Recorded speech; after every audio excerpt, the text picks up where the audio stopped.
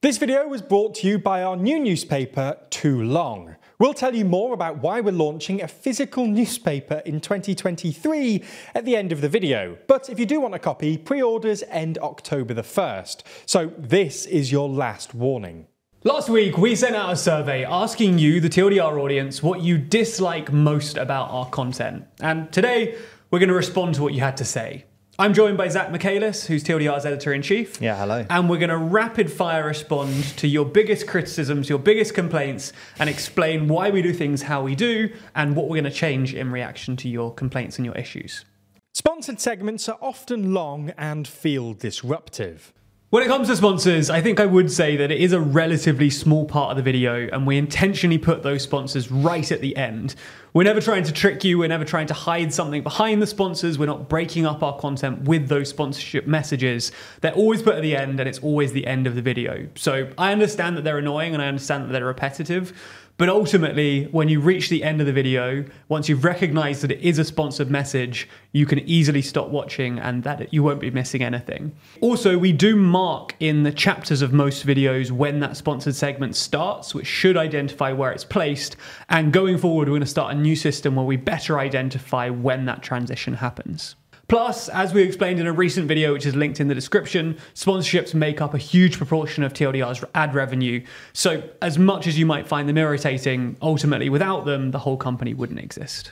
Small errors in the narration and the animation damage credibility. So I think the first thing to say here is that we actually agree and that we sort of owe the audience an apology here, because we do think there are too many sloppy errors in the narration and the animation. That does undermine our credibility, and we're sorry for that. That's not quite good enough. This is a symptom of the fact that our system for getting out videos, there's not very much slack in it. So we try and get 2 videos out a day.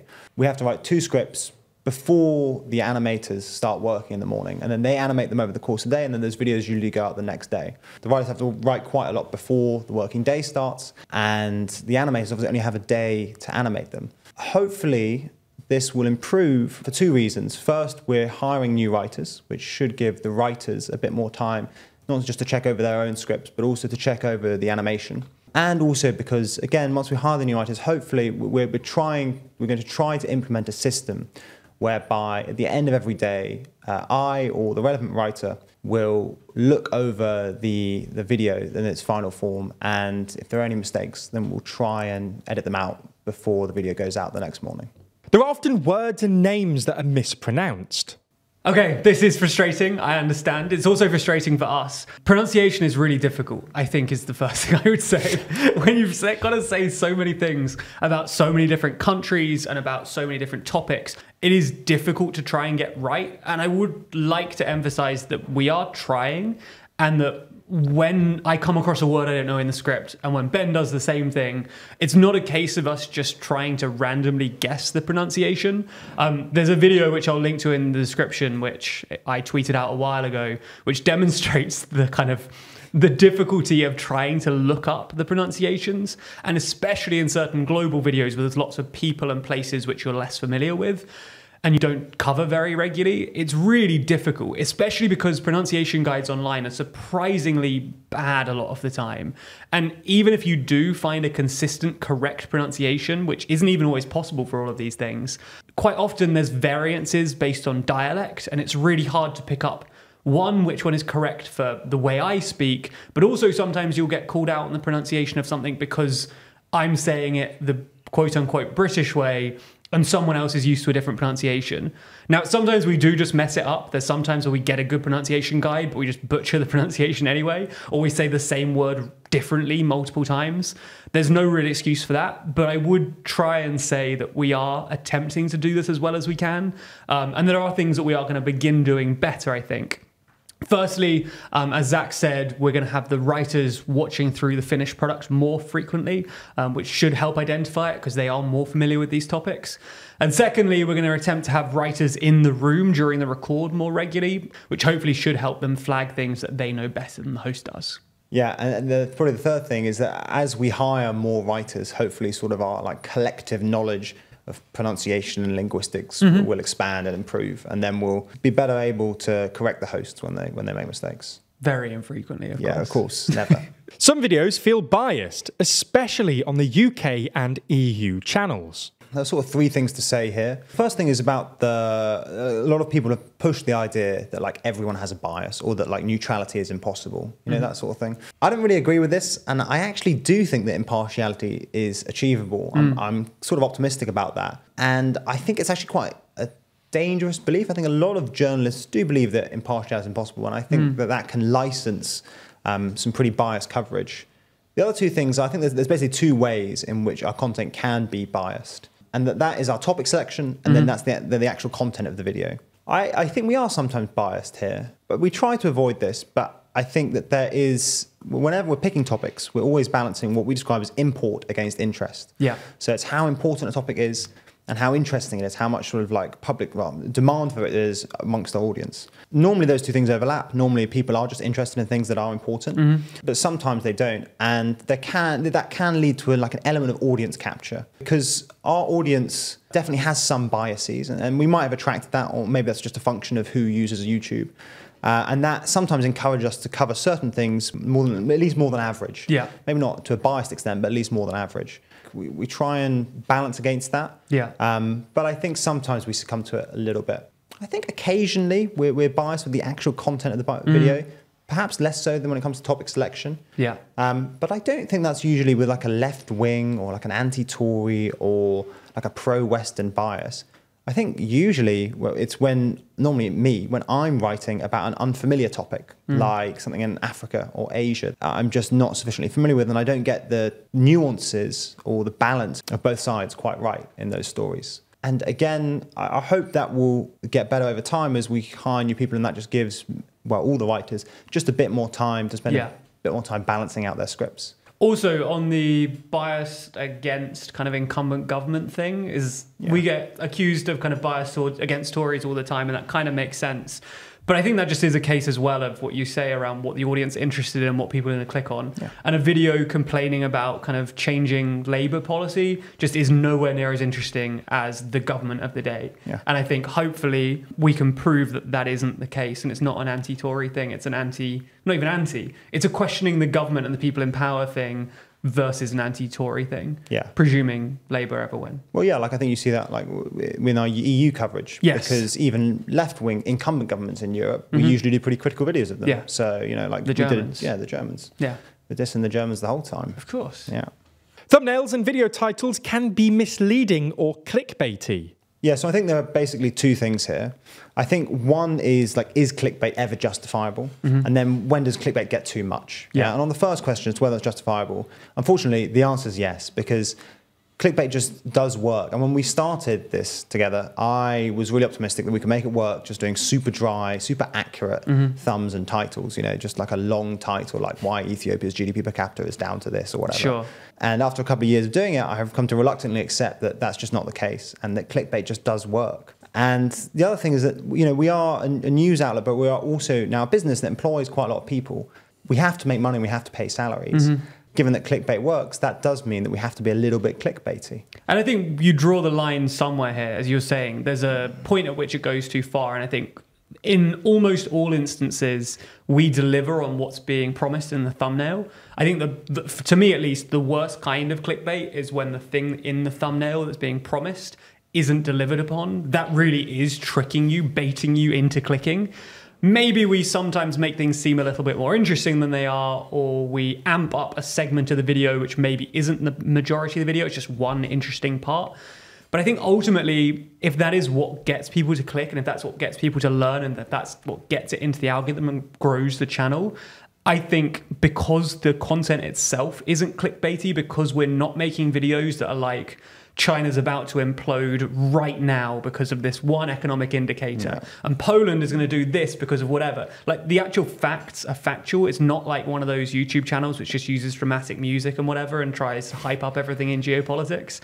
So if the packaging that gets you into those facts is maybe more hyped up than you would like, I understand the frustration. I understand why you might not like that. But hopefully you understand that from our perspective, we're just trying to get the videos viewed because 1, we want people to view the videos, we're proud of the videos. 2, the economic incentive. And 3, kind of our whole mission is around teaching people things. And if we don't package it in a way that people want to learn it, they're not going to. There's sometimes they can be too hyperbolic. Sure. And I think we have made that mistake a couple of times, but I do think that in general, we're not too clickbaity in that respect. I don't think we're too hyperbolic. We make the occasional mistake, but I think in average, in the aggregate, we're doing okay. And we're planning on changing our thumbnail design to be less text-driven relatively soon. And that will probably solve a lot of these issues. Because a lot of the time, it's just a case of we have relatively little real estate on the screen to put text in the thumbnail, which drives us towards short, concise, easy to understand things versus maybe a little bit more nuance. So hopefully that will fix it too, to some extent. Some videos are too long and some aren't long enough. Okay, so it's clear that there's some conflict here between different parts of the audience, different viewer types, different topics maybe, that people want different lengths of videos for different purposes and perceive us as either stretching or unduly shrinking topics. So I think on the end of us stretching content to make it 8 minutes or whatever, I think that's very rarely true. I think if you look at the length of videos, it's not like all of them are like 8 minutes and 2 seconds. Like most of them are like 10 minutes. If anything, most of the time the scripts come in too long and end up being cut back. I'm sure there's some stuff that subjectively could be cut. There's maybe stuff you already know or you don't determine to be as interesting. But ultimately, that's just how the script writing process works, right? Like we're trying to determine what we think is worth talking about. And sometimes you'll disagree with us, but I think most of the time we're pretty happy with how that plays out. When it comes to longer form content, it is something that we're playing around with a little bit. We've tried it on the business channel a bunch. If you've not seen kind of the videos over there, they're fairly regularly in excess of 10 minutes, sometimes over 20 even. The business channel is a bit of an experimentation channel for us, so that's something you can expect to see on other channels. And the whole thing is kind of predicated on the fact that each of the videos is roughly the same length, which means it takes roughly the same amount of time to animate, and we have kind of all of the workflow in place, which makes this possible and makes this efficient and makes it kind of financially possible.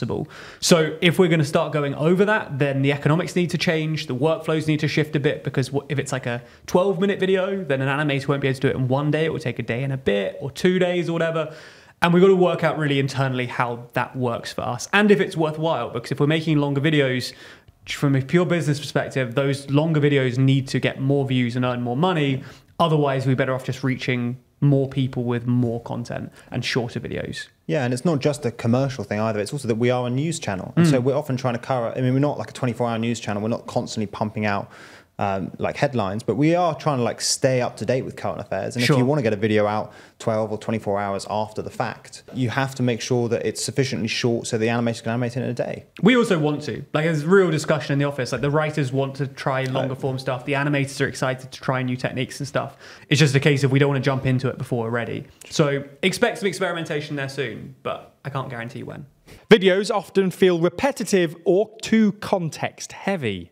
Okay, so as I were reading all the comments, as I see it, there were sort of like 4 separate but related criticisms here. And the first is that often we repeat ourselves or repeat previous videos. The thing here is that you have to assume zero prior knowledge from the viewers. Like if you're a diehard TLDR fan, you might have seen like all of our, let's just say like Azerbaijan, Armenia videos. And you might be a bit bored by the fact that we're sort of repeating familiar context there. But every video is written on the assumption that it's a new viewer who doesn't know anything about our previous videos, or Armenia and Azerbaijan for that matter. People also say that sometimes there's too much context, and that means they're waiting sort of half the video to get into the meat of the video, or the sort of like actual topic. I actually think this is fair. I think I make this mistake quite a lot myself. I write quite a lot of the content, and I definitely have a habit of indulging in too much context. Our newest writer, Rory, has the pacing of a video down pretty perfectly. He's in the background there, so it's a bit awkward because we don't really do compliments here. And so hopefully more new writers will correct that issue. The third criticism is that there's overuse of certain terms, like you get the idea. Again, this happens enough. This is me. I have certain sort of turns of phrase that I habitually refer back to. The animators have set a quota of how often you're allowed to use that phrase a week, so it should be coming down. I now have a quota, yeah, it's but great. it's something we're very aware of and we don't like either. Deeply demeaning. The way I always saw it is that I think that when you're writing something to be narrated, you want to signpost quite aggressively, because I think otherwise the structure doesn't come through and you're not actually reading it, you can't see the paragraphs or whatever. But I appreciate that clearly it irritates some people, and I have been set a quota anyway, so it's going to be less you get the ideas And the fourth and final one is that sometimes apparently we're a bit sort of like surface level. Of course, I think that's a function of the length of the videos. I think we do actually dig a little bit deeper than most other news sources. And I think for the most part, we do make sure that topics are sufficiently couched in context and that we don't just do sort of cheap surface level analysis. I think actually a lot of the time the context is the differentiator, right? Like a mainstream TV channel would do a 2-minute piece on a war or a conflict or a border or whatever, or a foreign election, and just be like, this person won, here's why it's good, here's why it's bad. But I think the context kind of is the USP a lot of the time, especially for those bigger, more global topics where you're not as familiar with it, because that's what allows you to understand those conclusions deeper down the line. Yeah. I think I do agree, though. I think sometimes I come back from a narration sometimes and I say, when you change this script, it's too heavy on it. Like, I think there is a balance, but I also think throwing away a lot of that context would mean that by the time you got to the final part, you didn't have enough knowledge about what was happening. Yeah. TLDR's content would benefit from a more diverse team. We totally agree. I think initially this happened just because of the pool of people where we started hiring from. The initial TLDR employees are just people who messaged me on Facebook who happened to watch videos. There was no selection process. There was no intentionality. And as time's gone on, we've built up a better system for hiring that kind of allows us to be more conscious of issues like this. And in fact, the new writers we're hiring from now, we took new steps when looking for those people. We've listed the jobs in a more varied array of places. And it does mean looking at the list of applicants as they stand at the moment, the pool is by far the most diverse we've ever seen. So we're hoping that as we continue to expand and as we continue to add people into the team, we can remedy this because we do agree that it's really important. Not only is it important kind of morally, but it's also really important for our content that we get a good balance of perspectives and viewpoints. And I think actually geographically, we kind of have that already. We have a bunch of kind of contributors from different places that are tapping in and offering thoughts. Not enough, admittedly, but I think certainly on camera and for that kind of stuff, we could do with more perspectives and more balance across the board. You and Ben show your personality too much or not enough. So this is a fun one because it's by far the most personal.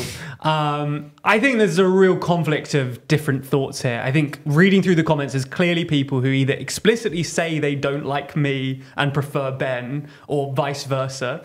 And there's people who at least it's implied based on the descriptors they use as to what they like, stroke, dislike, and how they perceive our presenting. Ultimately, I just think it's difficult to please everyone with this kind of thing. I think there's people who would say that we need more personality and that we're too monotone, and there's other people that say we're not professional enough, and like people calling us out for holding teleprompter remotes because it looks like we're not concentrating or something. I think ultimately it's really difficult to balance all of those things. People want different things, and I think the way we present right now is about as good as we think we can balance it, of trying to be serious and talking about the news and yet also trying to not be kind of just a really stale news presentation. Part of the way we're remedying this is to bring more people into hosting. That's part of the job ad that went out around writers, is that those people are going to be expected to be on camera, potentially hosting content. So we should have a bigger variety, which hopefully means if you really dislike either Ben or I, you're going to get us slightly less frequently in the mix, and hopefully you'll like the new people. And when it comes to like the pace of videos, I think ultimately it's just the pace at which we talk. I don't know, certainly from the videos I watch, we don't talk especially slowly. We just talk at kind of normal speaking pace. And ultimately, from an accessibility perspective, when you've got people with different abilities, different native languages, different English kind of levels, if we're artificially speeding up the pace we're talking, that is making it far less accessible, especially considering that YouTube does allow you to speed up the pace of videos, and it doesn't sound that much worse. Whereas if we were to speed it up in advance and then someone had to slow it down, it would suddenly get really broken. So I think adding more people will help. I think that will add a bigger variety of hosts, and that should help if you have specific issues with specific people. But besides that, I don't know what there is exactly we can do. And if you have any even more specific feedback, I'd love to see it in the comments. Okay, so those are all of the big negative themes we identified from your feedback. Apologies if we didn't address the specific thing that you asked for. We will attempt to do further rounds of this going forward, but these were just the big trends we identified. Hopefully also this video has given you some insight into our thinking around these things. Hopefully you better understand where we're coming from and what our thoughts are going forward. And you don't mind adverts too much, because we're going to have to keep doing them. And hopefully we'll do another version of this video in about a year's time, and it'll just be a 30-second video. Positive. All positive. Until then, if you do want to support TLDR going forward and you want to support our journalism, a good way to do that is by checking out Too Long. Too Long is our one-off, professionally printed newspaper, printed on real newsprint at actual tabloid size. That's something a bit like this. It's 28 pages and features a whole load of articles and pieces about the year that we've been living through, as well as some predictions about what you should keep an eye on as we hurtle towards 2024. And the good news is that unlike newspapers like this one, it's not just full of ads. It's actually got some real reporting in it, written exclusively for the newspaper by our team and a select group of your favourite creators. We're also working really hard on the design of the newspaper. So it's not only going to look like a newspaper, it's also going to be classically TLDR, featuring beautiful images and illustrations just for Too Long. It's not just about the content either. Making this many videos a year and competing with mainstream outlets is expensive, especially when you're not towing a political party's line in return for money, don't have shady billionaire owners, or compromised sources of funding. Allegedly. I'm not saying that any of the major outlets do this, allegedly. What I am saying though is that it costs a lot to keep TLDR running.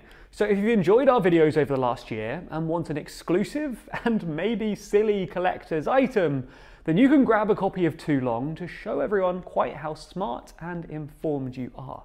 We're also commissioning a graphic designer to work on the front page, so it ought to be stunning and worthy of proud display. Now, I can't actually show you the finished product just yet because, well, it's not finished. With the year not yet concluded, we have started writing some of the pieces, but we don't get too ahead of ourselves.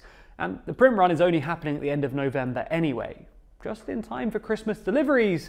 If you have a TLDR fan in your life, you might appreciate a copy. Despite not being ready to show you just yet, it'll be super useful to know how many copies we need to get printed.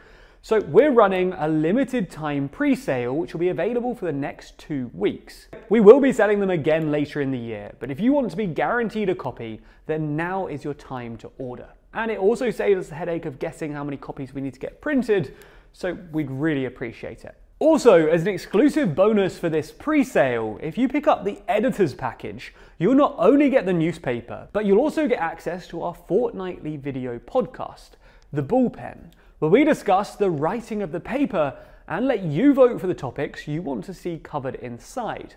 Plus, as an editor, you'll get your name printed in the finished edition as a special thank you.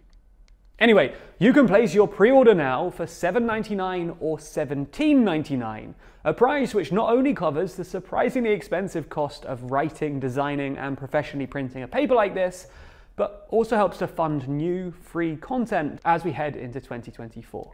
So enjoy our recap of the year, support the channel, and get yourself a newspaper from a YouTube channel, yes, that is a bit weird, by clicking the link in the description.